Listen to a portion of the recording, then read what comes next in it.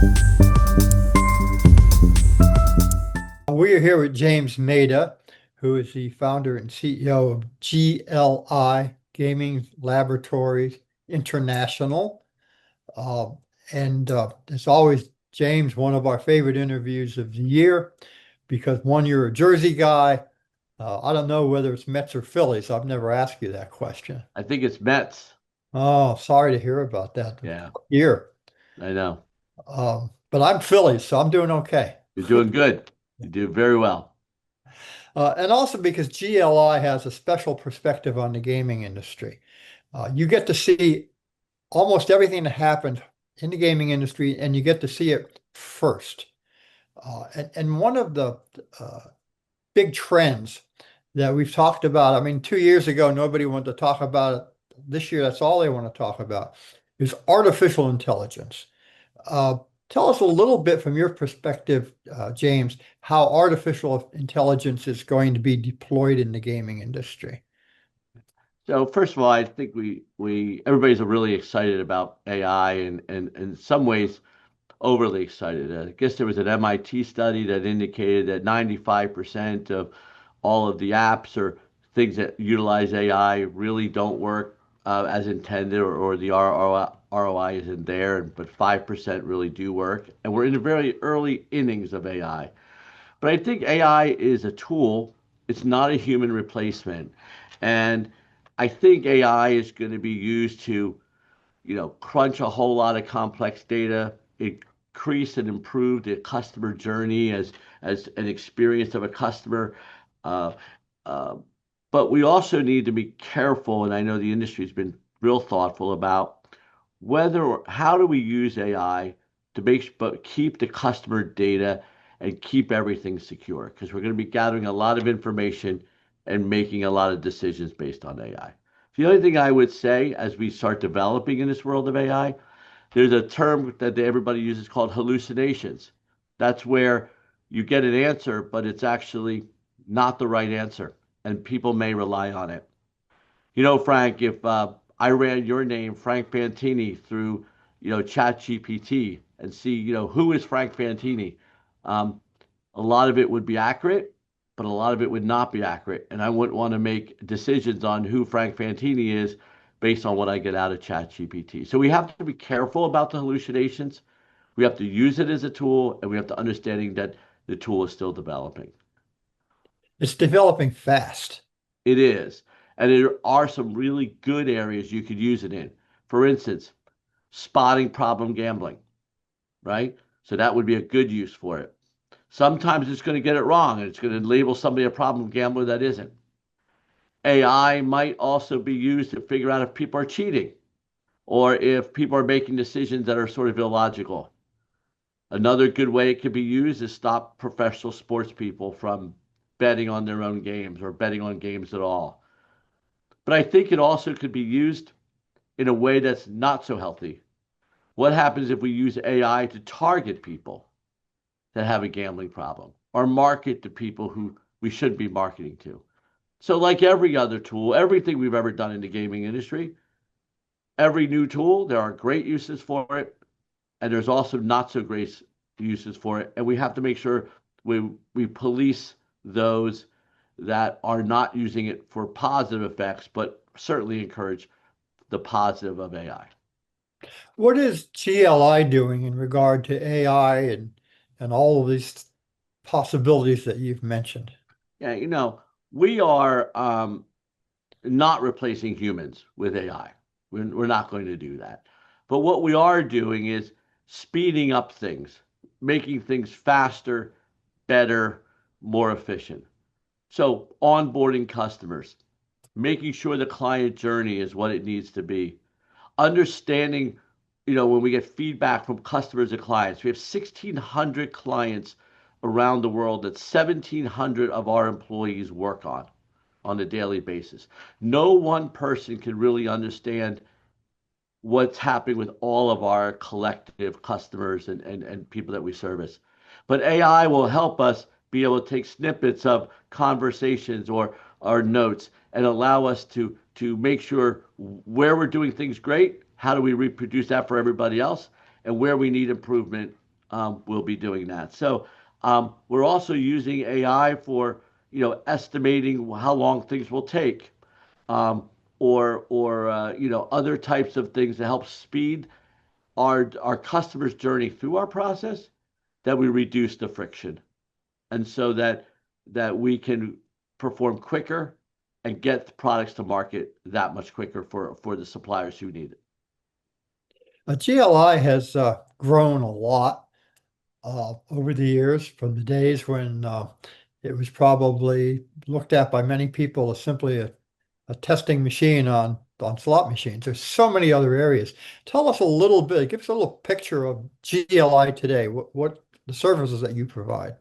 So GLI today is much different than way different than the GLI of the 1980s and the 1990s and 2000s. Today, more than half of our work is in the digital space. So that's iGaming, sports book, all those things that people are playing on the internet. The other half of our business continues to be land-based and slot machines and progressives and systems. Um, but we're into many more things now.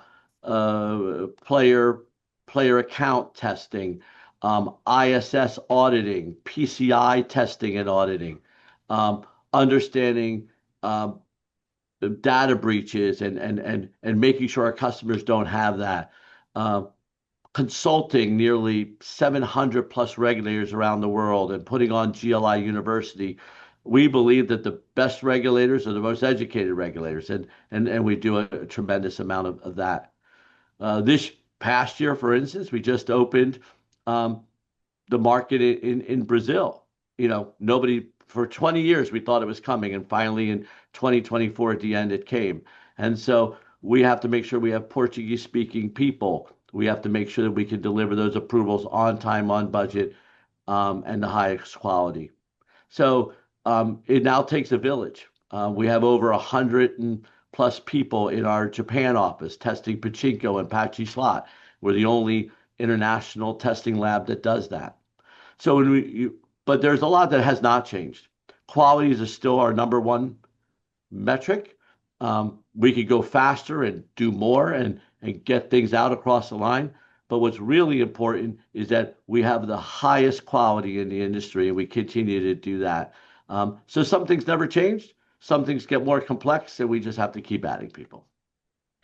The when you talk about AI, you're talking about the future. When we talk about all these new services that you've added, we're talking about the future. If you could get your crystal ball out, what is the gaming industry going to look like 5 or 10 years from now?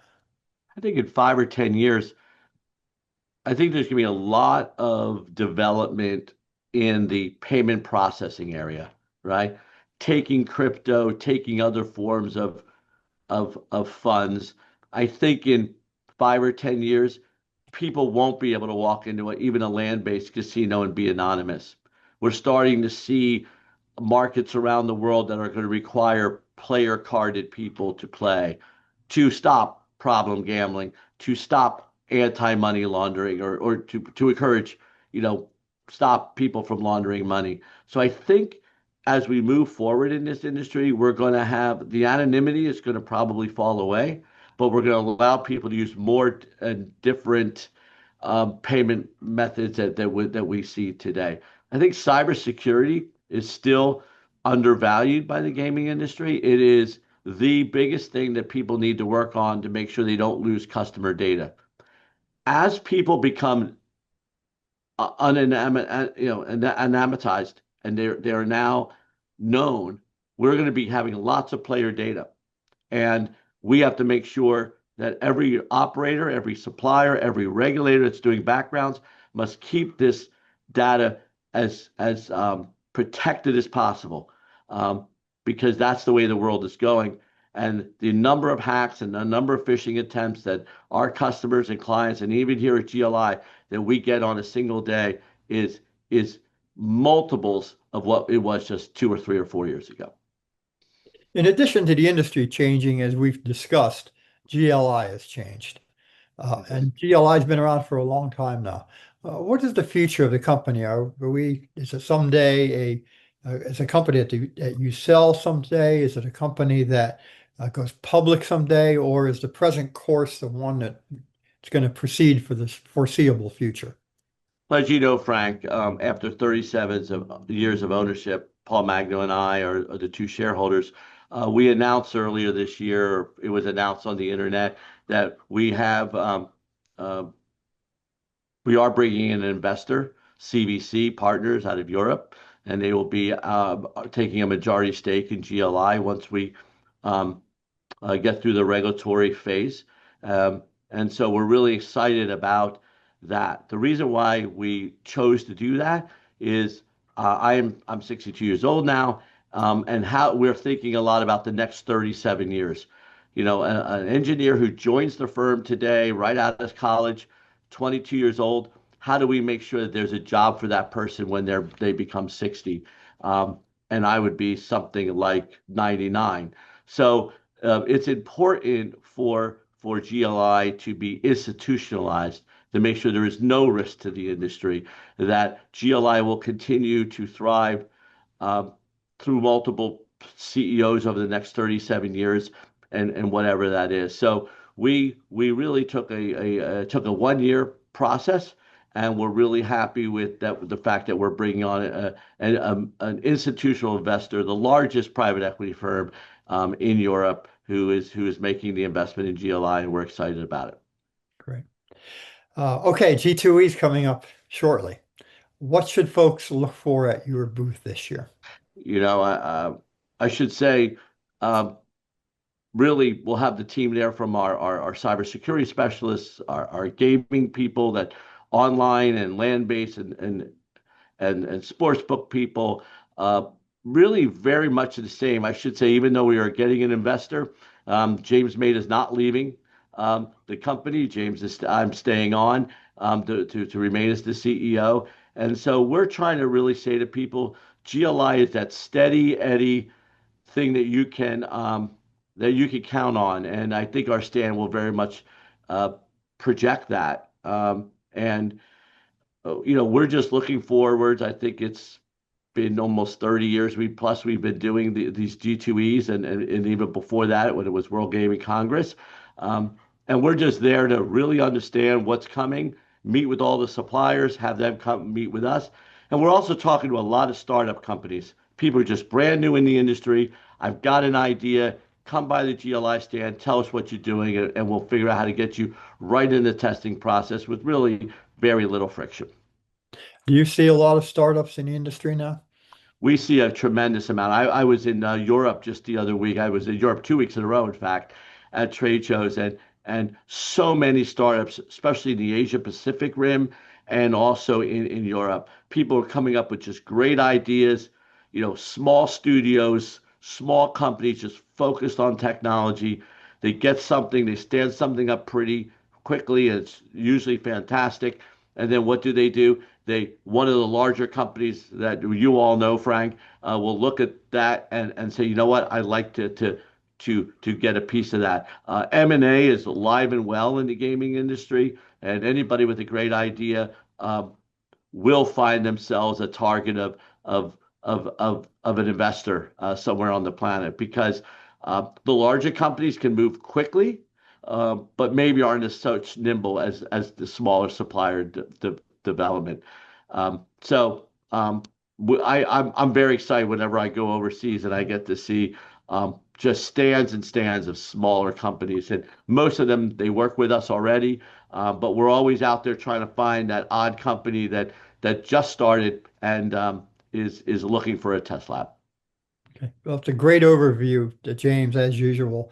Uh, Anything else before we sign off you would like folks to know about No, GLI? Frank, love to see you today. I just also want to convey my condolences to Ernie Stevens and his family, who passed away untimely a few days before this interview that we're taking. Ernie was a stalwart in Indian gaming, and so many people around him loved him and supported him, and I was one. And I know that we're thinking of Ernie and his family today as we're videoing this interview. Very well said. Thank you, James. Thank you so much, Frank.